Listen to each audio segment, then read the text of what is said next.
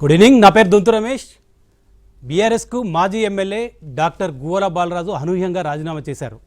ఆయన రాజీనామా బీఆర్ఎస్ శ్రేణుల్లో నిశ్చేష్కులయ్యారు. ఎందుకు రాజీనామా చేశారు?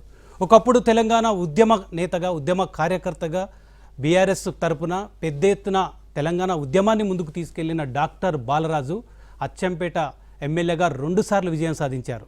ఒకసారి ఎంపీగా కూడా కాంటెస్ట్ చేశారు నాగర్ కర్నూలు నుంచి. ఆయన రాజీనామా నిజంగానే బీఆర్ఎస్లో ప్రకంపనలు సృష్టించింది. ఆయన ఏ పార్టీలో చేరబోతున్నారు?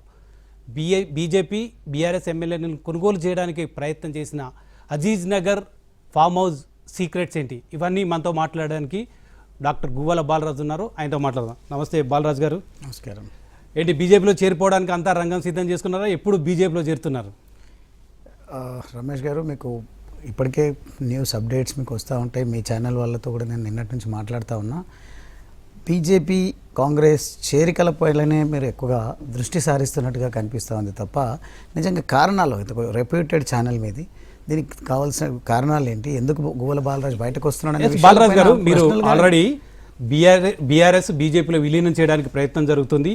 ఇది వాళ్ళ కుటుంబానికి సంబంధించిన కవిత కూడా ఎండార్స్ చేసింది. ఆ తర్వాత సీఎం రమేష్ ఎంపీ కూడా ఎండార్స్ చేశారు. నాతో కూడా చర్చలు జరిపారు కేటీఆర్ అని. మీరు బీఆర్ఎస్ని బీజేపీలో కలపడానికి ప్రయత్నం చేస్తున్నారు. అదే జరిగితే నా సీటు పోయే అవకాశం ఉంటుంది, ముందుగానే మూటా సర్దుకుంటే సరిపోతుందని బీఆర్ఎస్కి రాజీనామా చేసి బీజేపీ బాట పట్టారా?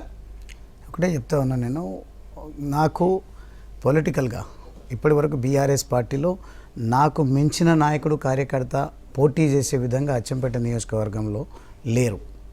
ఆ ఆస్పిరేషన్తో కూడా ఇంకెవరు లేరు. నాకు అక్కడ పొంచి ఉన్న ప్రమాదం కూడా ఏమీ లేదు. కేవలం ఇప్పుడు జరుగుతున్న పరిస్థితులను దృష్టిలో పెట్టుకొని మాత్రమే నేను బీఆర్ఎస్ పార్టీకి రాజీనామా చేయడం జరిగింది తప్ప నా అవకాశాలు సన్నగిల్లుతూ ఉన్నాయి, నా పొలిటికల్ కెరియర్ నిజంగా థ్రెట్ ఉంది నాకు అనే విషయం మాత్రం. కానీ కొన్ని నిన్న కీలకమైన విమర్శలు చేశారు, ఆరోపణలు చేశారు. నాకు సరైన గౌరవం ఇవ్వలేదు, ప్రవీణ్ కుమార్ లాంటి వాళ్ళని కాంటాక్ట్ చేయించారు, తనకు నాగర్ కర్నూలు ఎంపీ టికెట్ ఇవ్వలేదు, తనకు కాంగ్రెస్ కార్యకర్తలు దాడి చేసినప్పుడు తన ఇంట్లో కూడా ఎవరు కూడా వచ్చి ఓదార్చే ప్రయత్నం చేయలేదు. అనేక కీలకమైన ఆరోపణలు కూడా చేశారు నిన్న కార్యకర్తల సమావేశంలో.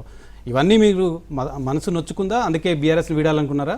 అంటే రాజీనామా కంటే ముందు, రాజీనామా తర్వాత గత 3-4 రోజులుగా మీరు గమనించినట్టయితే ఏ ఒక్కరోజు కూడా, ఎందుకంటే నాకు కొంత నిబద్ధత ఉంది, లాయల్టీ ఉంది, పెద్దలంటే గౌరవం ఉంది, లేదంటే ఒక ప్లేస్ నుంచి నేను కొంత ఎదిగి వచ్చిన అంటే ఆ ప్లేస్ పట్ల కొంత గౌరవంతో ఉండే వ్యక్తిని. అంటే టీఆర్ఎస్ పార్టీ డెఫినెట్గా నాకు గౌరవం ఇచ్చింది. గౌరవం ఎందుకు వచ్చింది అనేది ఒకవేళ కనుక వాళ్ళు కౌంటర్ అటాక్ చేసేటువంటి ప్రయత్నం చేస్తే, నేను అంటున్నాను, గువ్వల బాలరాజు ఒక సామాన్య కార్యకర్త. తెలంగాణ ఉద్యమంలో లక్షలాది మంది పాల్గొన్నారు, అందులో మీరు ఒకరు.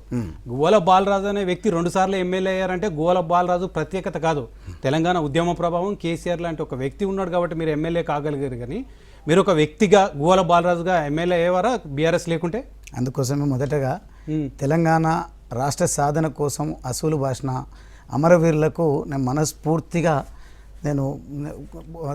ధన్యవాదాలు తెలియజేస్తా ఉన్నా. ముఖ్యంగా బాధాకరమైనటువంటి విషయమే, ఈరోజు ఎన్ని త్యాగాలు చేసి ఎవరి రకంగా తోడ్పాటునిచ్చిన ఉద్యమానికి అనేది మీకు నాకు తెలియంది కాదు. కానీ ఈరోజు ఆ తెలంగాణ ఉద్యమం పక్కన పెట్టి కేవలం టీఆర్ఎస్ పార్టీయే, కేసీఆర్ గారి వల్లనే అందరూ నాయకులైననే ఒక భ్రమలో ప్రబలను ప్రజలు ఉంచేటువంటి ప్రయత్నం మీడియా ఛానల్ చేయడం శ్రేయస్కరం కాదు. మీడియా ఛానల్ ఎవరు చేయడం? మీరు చేసుకున్నారు, మీరు చెప్పుకున్నారు. నేను అదే అంటున్నా, మీరు అంటున్నారు కదా మీరు ఎమ్మెల్యే కావడానికి కేసీఆర్ వల్ల తెలంగాణలోని బీఆర్ఎస్ పార్టీకి సంబంధించిన మీలాంటి ఎమ్మెల్యేలు చాలా మంది ఎమ్మెల్యేలు కాలేదా? మీరు మీకు